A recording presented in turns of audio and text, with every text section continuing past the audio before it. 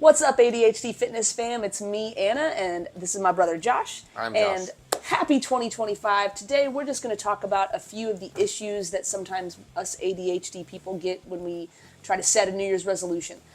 So I figure we start off. Josh, do you have any resolutions or goals for this upcoming year? The one that I kind of had just been thinking of, just throwing around in my mind is like, kind of just be a better person in general, which is just kind of, that's kind of it's related to the ADHD thing, because it's like, don't forget to do things, don't like break promises, don't forget to pay bills on time, right? Don't mess everything up all the time. So that's kind of my New Year's resolution, is I just want to try to stay on top of things a little bit better. Well, then this is actually probably a really good discussion, because in real time we can give each other advice, which I feel like we're really good at giving each other advice, but it's following your own advice. Sometimes it's hard. Yeah. Being specific with my health goals, I don't want to just say lose weight, because that's what everybody always does. Just lose weight. No, I want to set specific fitness goals for myself. And so in my case, I really want to focus on getting stronger. I ultimately want to be able to bench 135 pounds. I want to be able to squat 225, and I want to deadlift 315 pounds. So that's 1 plate on bench, 2 plates on squat, and 3 plates on deadlift.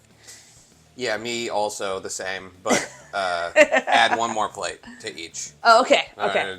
That makes more sense. To deadlift 4 plates, squat 3 plates, bench 2 plates. I think the important thing is to set the goal and then kind of map out. And maybe I should even sit down with a calendar and say, okay, by this date, I want to hit this PR. I want to get close to this PR. And then that way kind of give myself a roadmap to how to get there. And so that's just for my fitness goals. But you said kind of all around be a better person. So I kind of have the same idea, but it's like I want to have health and fitness goals.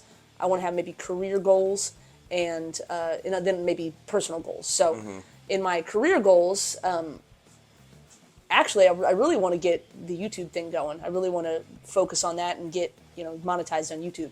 So that's one career goal to have. So like and subscribe and stuff, Yeah, please.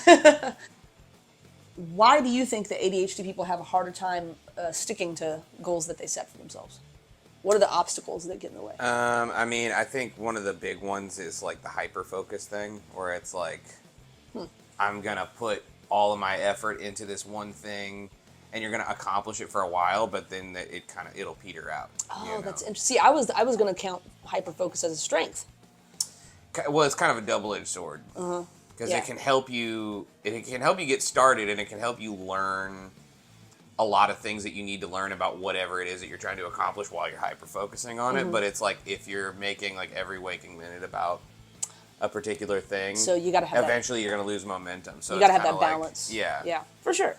I mean, obviously we have problems with impulse control, and we have if I feel like doing it, then I'm going to do it. And if I don't feel like doing it, then it's going to be really hard to get going, right? So like that dopamine thing. What advice could we give, or what advice could we give ourselves to kind of overcome that? I think structure is good. I've been trying to keep my calendar much more detailed.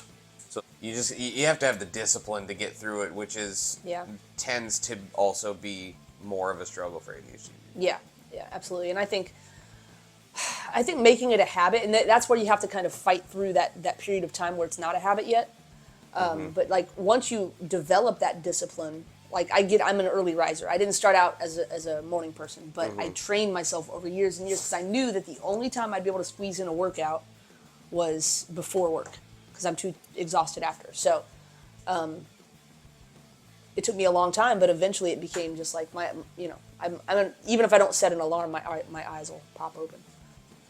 Finding a way to get excited about it and developing interest, like you said, the hyper-focus thing could be a negative, but also once you were learning how to lift weights, you told me this, like you got really into it. It became kind of like your thing. So you made it a major interest of yours. And so I learned a lot about it in a short period of time. Yes, Jake.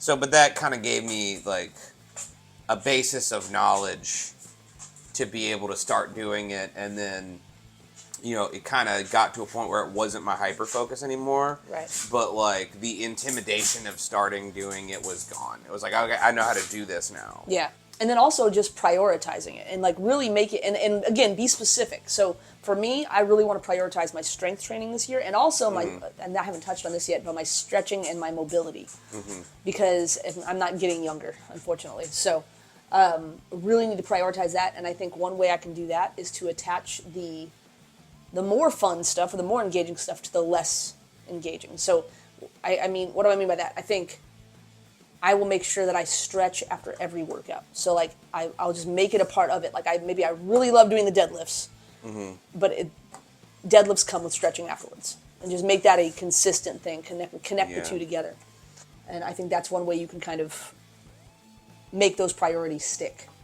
What would you say to people who have, maybe they don't see results fast enough, they get discouraged? I mean, that's just kind of like trust the process. I think a lot of people get frustrated with, be it like a fitness thing or like if you're trying to learn how to do something or trying to get good at something. Yeah.